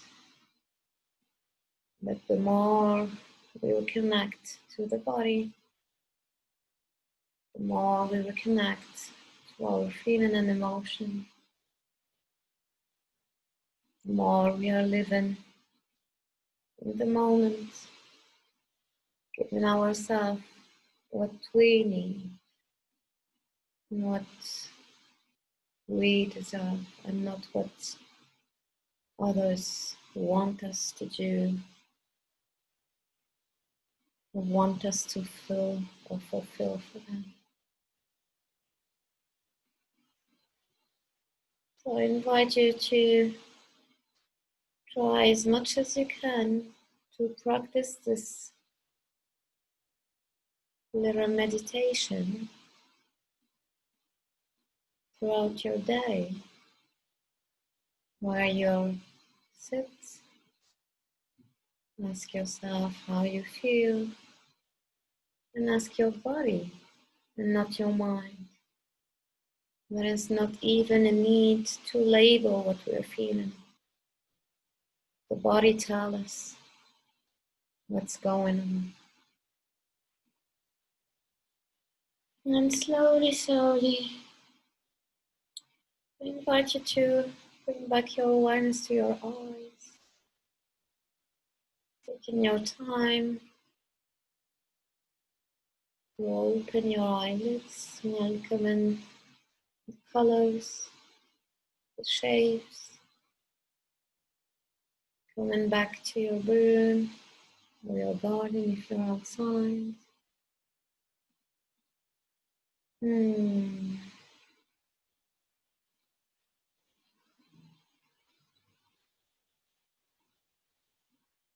also, if you want to wrap your hands gently, warm it with love, healing, good energy, maybe small, gentle massage, really gentle, just a touch. This is something also I really invite you to do. If the practice of bringing awareness to the body is hard for you, for me, years ago when I started, it was impossible to feel inside anything. So I started with bringing awareness to the outside, even with playing with the feather, with bringing awareness to the touch. And from there, starting to cultivate awareness deeper with, if I feel here, I slowly move my awareness around. It takes time. Our heads are, it's not working, I don't feel. So it's not trying. It's accepting what is and practicing anything that will slowly, slowly bring down your awareness from the head to the body. And keep a kid-like curiosity. We want to be playful, joyful in our way of being curious about what is going on in our bodies, and not this, I want to go to find things. Because the more we are like, I want to find it, the more we tense and we disconnect from all this, the body. Okay, thank you guys for joining me. I will add also a small description for what we did, and even a link where you can find from our school where me and Dario actually we learned these practices. Our teacher put for free, open, many meditations that you can practice, and you see how He's just amazing. Thank you guys for joining me. Thank you. Thank you, darling. Thank you. I hope you guys enjoyed that as much as I did.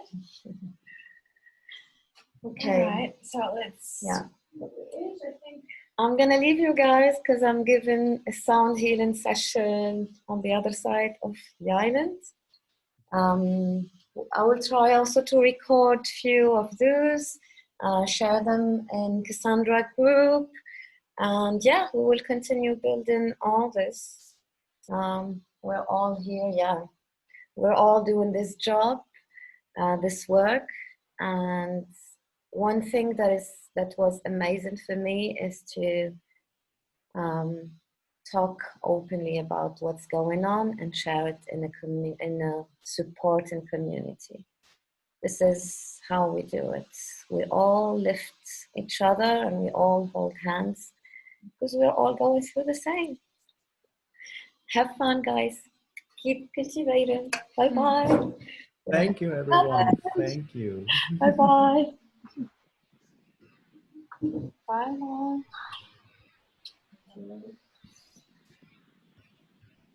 Hello. How is everyone? Relaxed, huh? Peace. Yeah, retrospectively looking, I probably should have done the tapping first and then Rem should have done the meditation. But how do you guys feel? Are you still up for like a 10-minute tapping session, or would you prefer that I send you a separate video later on? You guys still, you've got some energy for tapping? Cool. I'll try and keep it more lighthearted since our hearts are open and we won't get too grim. But I'll just quickly explain how tapping works. So if let's say you are to work one-to-one with me, what I normally do with my clients is you guys have identified certain limiting beliefs right now, right? So if we were to work one-to-one, we would do a regression and I would help you see or find out which traumatic experiences contributed to creating the limiting beliefs that we've identified. So if you've got a belief, for example, that the world is not safe, or it's not safe to be myself, we would find that traumatic event from your childhood, and the trauma is stored in the body.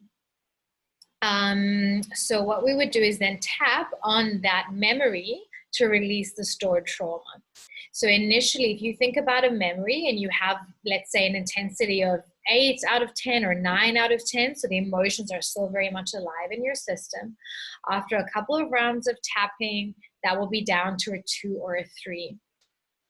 I don't know if you guys can follow this. I'm also a bit sleepy and relaxed after the meditation. So yeah, that's just a bit of theory around EFT, and essentially it's connected to meridians. They're like energy centers that run through the body. And you can use this technique also when you're feeling anxious, when you're feeling afraid. It's a very quick way to come back into your body and recenter, especially useful for empaths as well to ground themselves. And the technique is normally you tap on the negative emotion or situation. And then the way I do it is after 1 or 2 rounds on tapping on the negative, then we switch over to some positive affirmations. I just want to open up the limiting beliefs that you sent to me, and then you'll get an idea of how it works and then how you can also implement it in your daily life.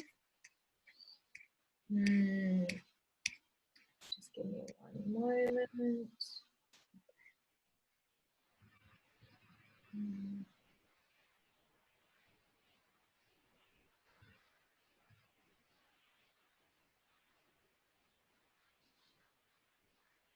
So the tapping points, who's done tapping before?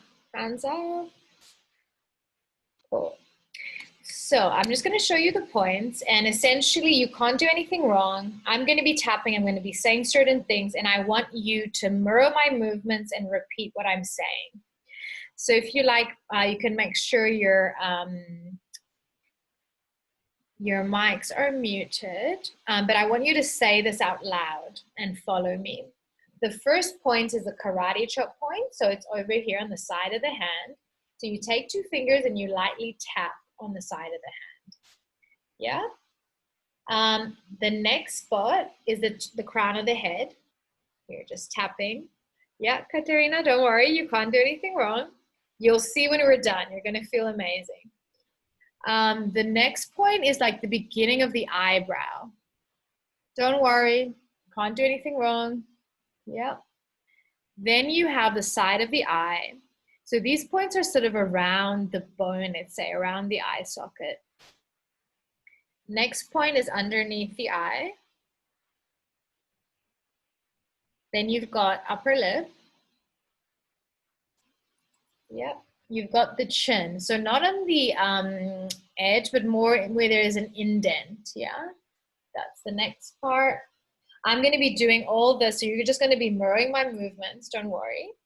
Then you've got your collarbone. And I want you to tap just underneath the bone. So not on it, just underneath. Sort of towards the center. Towards the center, let's say, of your rib cage. Yeah. But you don't want to be tapping on the bone. Just there. And then the last part is here. So it's the bra strap point. Girls, you know where that is. Guys, I think you also do. So yeah, so some people use this hand to tap, or you can switch hands and tap like that. Whatever works best. So that or that. Okay. So we start off here with what's called the opening statement. And it looks like, even though A, B, C, D, I'll figure out the statement, I fully love and accept myself. So let's go with,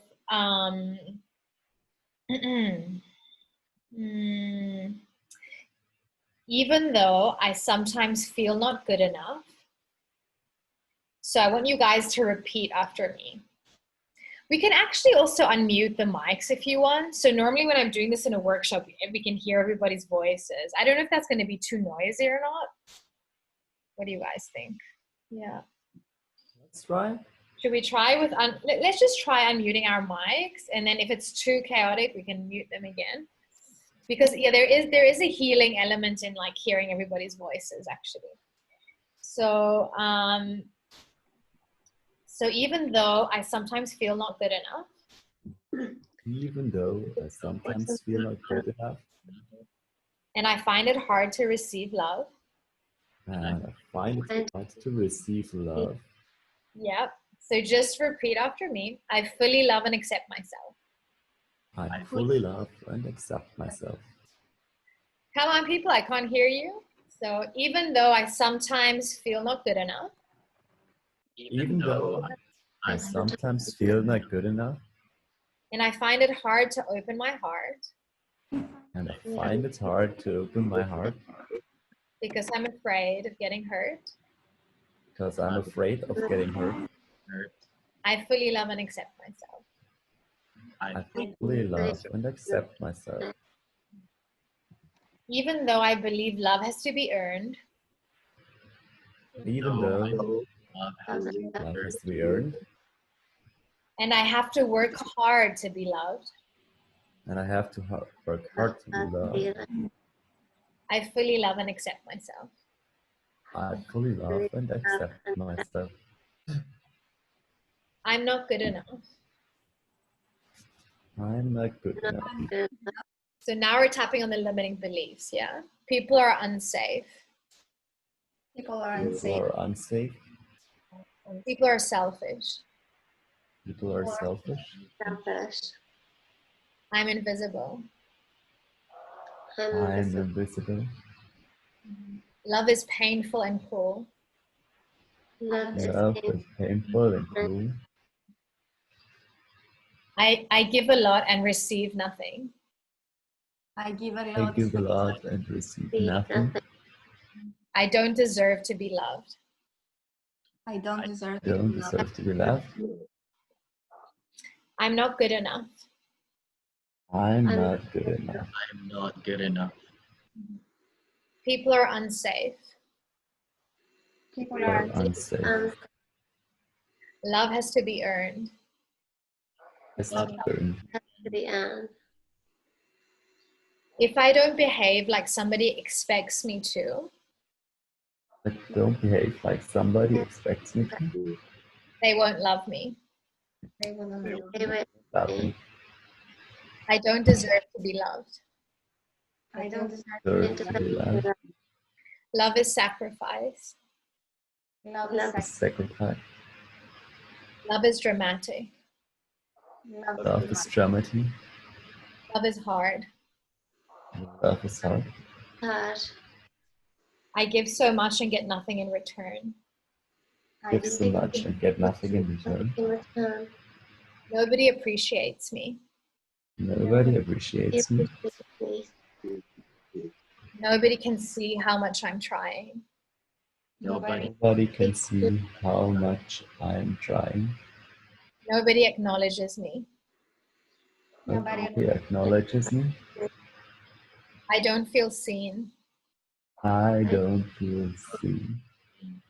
I don't feel heard. I don't feel heard. I don't feel good enough. I don't feel good enough. I don't deserve love.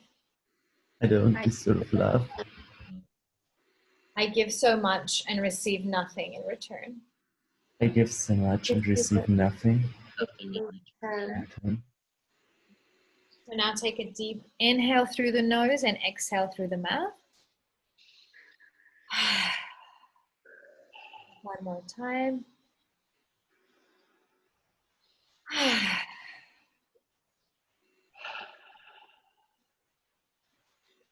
So how are you guys feeling? I know you were already a little bit relaxed from RIM's meditation, but have you noticed that maybe your energy is a little bit more grounded?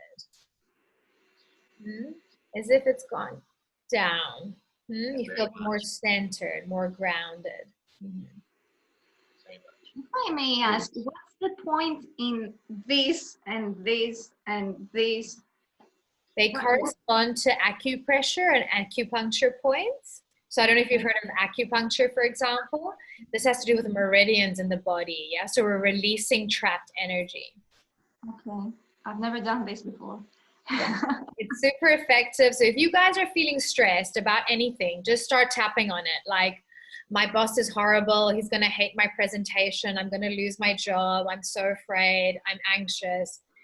This anxiety in my stomach. Just tap on the issue and you're going to calm down. You're going to release the trapped emotions that are in your body that have been triggered by this situation. It's specific points. I mean, this thing and this thing and yeah. Okay. Yeah, I have some videos on my group, which if anyone's not a part of it, I'll send you that link and I'll be uploading more tapping videos. But tapping's super powerful for trauma, anxiety, phobias, you name it. So now I'm going to do a little bit of a turnaround where I turn the limiting beliefs into empowering beliefs. So yeah, you'll see what I mean shortly. So let's start again with the opening statement, and let's go with even though I give so much. So repeat after me. So I give so much. And I get nothing in return. I get nothing in return. I fully love and accept myself. I fully accept myself. Even though I feel not good enough. Even though I feel enough. And like I don't deserve to be loved. And like I don't deserve to be loved. I fully love and accept myself. I fully love and accept myself. Even though love is painful and cruel. Even though love is painful and cruel. And I'm tired of all these relationships. And I'm tired of all these relationships. I fully love and accept myself. I fully love and accept myself. I give myself permission to release these limiting beliefs. I give myself permission to receive these limiting beliefs. People are safe. People are People are safe. I trust that I'm safe and supported. I trust that I'm safe and supported. I am more than enough. I am more than enough. People are loving and giving. People are are loving and giving. Giving. I know that my emotions are valid and matter. I Know that my emotions are valid and matter. What I give, I get back sevenfold. I give, I get back sevenfold. I release all limiting beliefs holding me back. Release all limiting beliefs holding me back. I release the sadness from my heart. I release the sadness from my heart. I release the grief from my heart. I release I release it my from my heart. It's now safe to open my heart. It's now safe. It's now safe to open my heart. I choose to open my heart I choose to open my heart and show love to myself and others. show love to myself and others. I deserve to be loved. I deserve to be I deserve to be at peace. I deserve to be at peace. I deserve a loving and nurturing relationship. I deserve a loving and nurturing relationship. And I release everything and anything that's holding me back. I release anything and everything that's holding me back From attracting this nurturing and loving relationship. Attracting, nurturing, and loving relationship. relationship. I'm good enough. I am good enough. My emotions matter. My emotions. Emotions matter. I trust that I'm safe and supported. I trust that I'm safe and supported. It's safe to be my authentic self. It's safe to be my authentic self. So I let go of fear, I let go of fear, fear of rejection, fear of rejection, fear of the unknown, fear of the unknown, fear of getting hurt.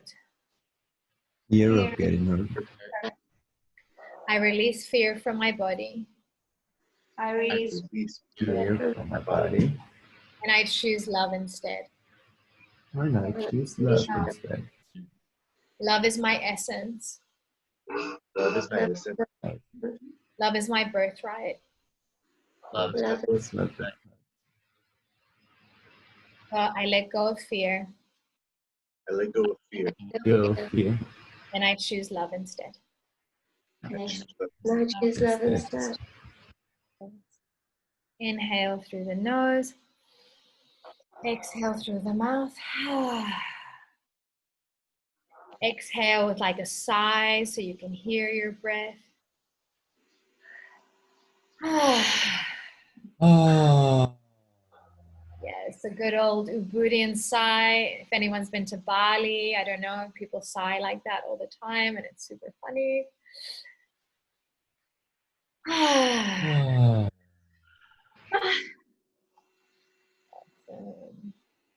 All right, so now I trust you guys are even more relaxed and feeling all yummy and that your heart's open and soft. How's everyone feeling? relaxed. Yeah. So that was a very quick taster of tapping. Like I said, it's super powerful. Look into it. You can use it for whenever you're feeling ungrounded, anxious, stressed. Yeah. And as I mentioned, it's really good for trauma work. Okay.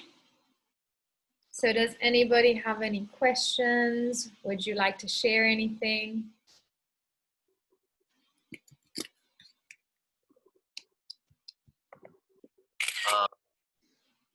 For the tapping underneath here, Mhm. does it specifically have to be on the right side, or could it be on any side? It can be on any, it doesn't matter. You might also see videos with people tapping like both hands. That's also fine. That's what I Yeah, so essentially you can't really do anything wrong. Like I just do, you can do one side first and then change if you want. But yeah, either way it's effective. All right. Mhm. Thanks. All right. So does everyone just want to say one word? So we can go around and just like close this workshop with a little bit of sharing. You can just say one word of how you're feeling right now. I can start. My word is Tret. Accepted. Accepted. Beautiful. Dario. Relief.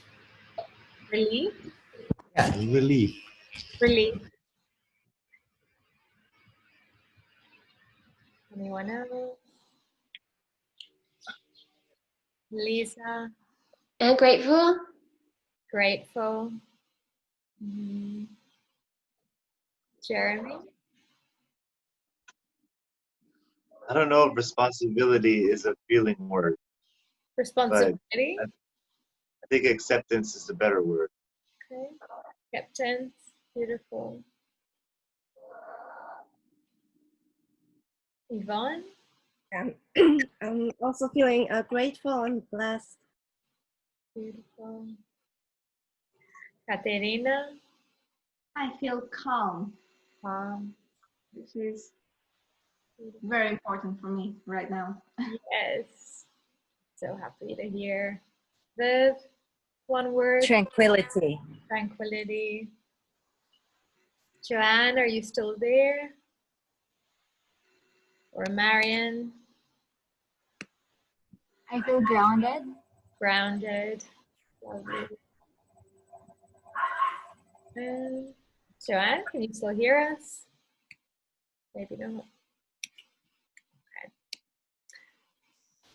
All right, so I shall be sending you over the replay and the slides, so you can also like sit down and do some of the exercises, maybe take more time and do it by yourself. If you have any questions, just feel free to email me. I'll respond. I can help you out with any blockages that you have, or if something is unclear. I'll also be sending out the links to our retreat in Greece with Rem. Unfortunately, it's women only, so sorry to the gentlemen here. But for you guys, if you would like to work with me, I'm opening a group coaching program exactly on this topic, on breaking free from unhealthy relationship patterns. And of course, I also work one-to-one. So if you're of interest, just let me know and we can schedule a discovery call and I can tell you more about that. Yeah, beautiful. Is there anything else before we switch off? Just thank you very much. You're very welcome. Where were you from again, Jeremy? Sorry, I forgot. This is Florida. I'm in Florida right now. Oh, beautiful. The time zone. Yes. Amazing. Yeah, it's 4 a.m. here when the class started.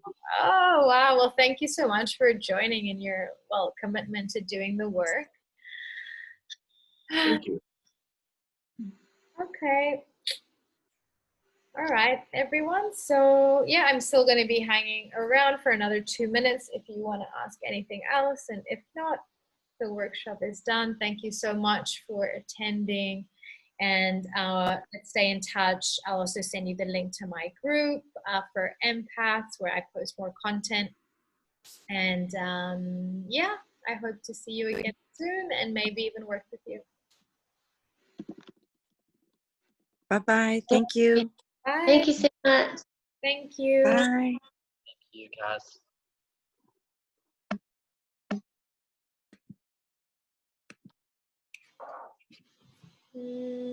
Vipassana meditation. Yes, I am. I went to a Buddhist monastery here in Thailand and I did a mini Vipassana. Yeah, it was